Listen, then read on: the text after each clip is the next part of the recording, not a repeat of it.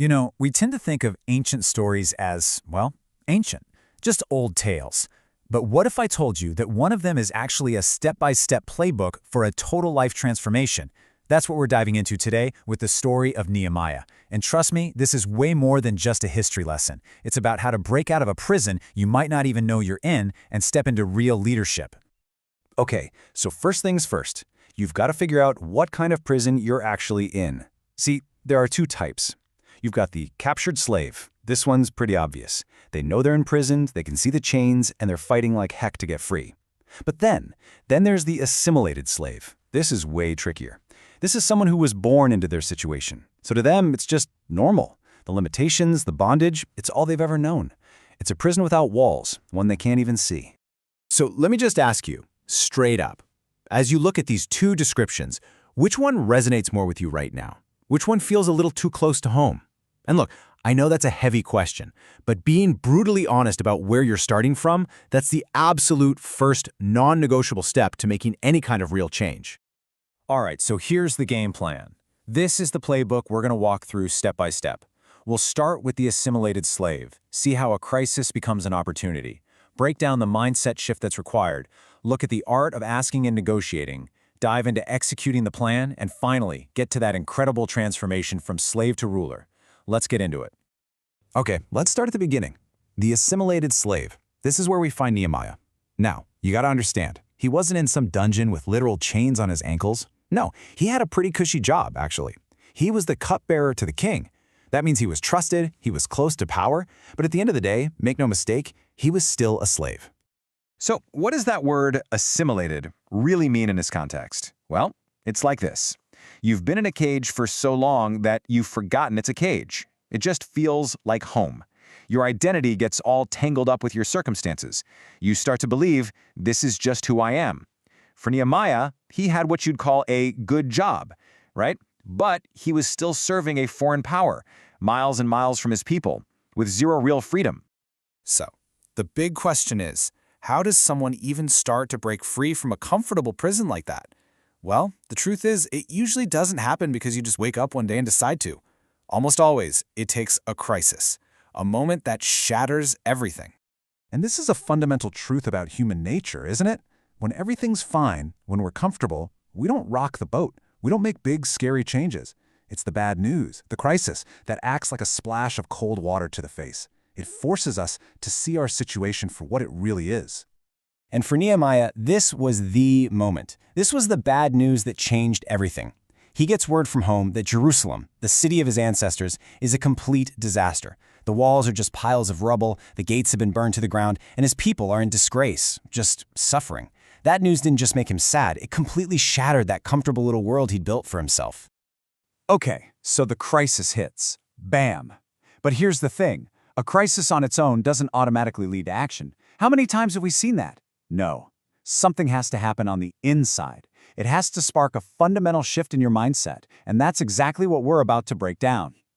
And what happens next is basically a two-step formula. Step 1, emotional indignation. This isn't just sadness, this is a deep, gut-wrenching anger and grief. Nehemiah sits down and weeps for days. This is that I can't live like this anymore, that never again moment. But, and this is key, feelings aren't enough. Step 2 is spiritual commitment. You have to channel that raw emotion into a pledge, a promise to yourself and to something bigger than yourself that you are going to act. For him, that meant fasting and praying. For you, it might look different, but it's about making that solid commitment. All right, so he's had the emotional reaction. He's made the internal commitment. This leads us to the moment of truth, the point where all that preparation smacks right into opportunity. Think about this. Nehemiah, a cupbearer, a slave, has to walk up to the most powerful man he knows and ask for something absolutely insane. So the king sees that Nehemiah is just devastated, which is a huge deal because you are not supposed to be sad in the king's presence. And the king looks at him and asks this incredibly simple but powerful question, what do you want? Man, that's it. That's the one shot. The window of opportunity is open for maybe a few seconds. What do you do? And this is where you see the genius of Nehemiah. He doesn't stumble. He doesn't say, good question, let me think about it. Nope. He is ready. He immediately lays out a perfect 4-point plan. I need your permission to leave. I need official letters so I can travel safely. I need you to authorize resources, specifically timber, from your royal forest, and here's how long I'll be gone. It's incredible. He knew exactly what to ask for because he'd already done the work. And this part is so important. It wasn't just that his requests were brilliant. It was how he delivered them. He didn't come in with entitlement or pride. He was humble. He was respectful. He wasn't making demands. He was making a case. And honestly, that's what sealed the deal. His behavior in that one conversation literally shaped the rest of his life. Your behavior defines your destiny. You know, we might think getting the yes from the king was the big win, but really, that was the easy part. Now comes the real test, execution. Because this is the stage where even the best plans can completely fall apart the second they collide with reality and opposition. So check this out. What's the very first thing Nehemiah does when he arrives in Jerusalem? He goes into stealth mode. He keeps his mouth shut. For 3 whole days, he doesn't tell a soul what he's there to do.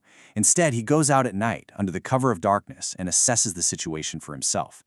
The wisdom here is just profound. What nobody knows, nobody can ruin. You have to protect your dream when it's still just a fragile idea. And sure enough, the moment they start rebuilding, the haters come out of the woodwork. People start mocking them, threatening them, trying to shut them down. So what do?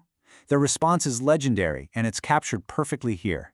They worked with a building tool in one hand and a sword in the other. What a powerful image, right? It's a reminder that you don't just get to build your vision. You have to be ready to defend it, every single step of the way.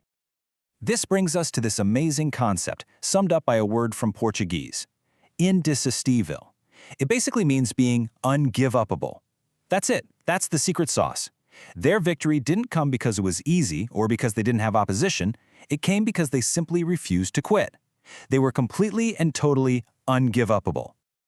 And it's that relentless, ungive-upable spirit that brings us to the grand finale, the final result, the incredible transformation that this whole playbook is designed to create. So, you might be wondering, how long did this impossible task actually take? Building a massive city wall while literally fighting off enemies? How long? Are you ready for this? They did the whole thing in 52 days. 52. To put that in perspective, some modern engineers have said that with all of our current technology, a project like that would take over 500 days. This just goes to show you what's possible when you have a crystal clear vision and an absolutely unstoppable will. And then comes the final reward. Once the work was done, the people looked around for a leader. And who did they choose? They appointed Nehemiah as their governor. Just think about that arc. The assimilated slave who started out serving a foreign king in a foreign land is now the official ruler of his own people in their rebuilt home. The transformation is complete. So there you have it. That is the Nehemiah playbook. It's a journey that takes you from seeing the prison you didn't know you were in, all the way to leading a transformation. From using a crisis as fuel, to negotiating with power, to executing a plan against all odds. And it really just leaves us with one question to think about, a question for all of us. What walls in your life, in your world, are broken down and waiting for you to start rebuilding?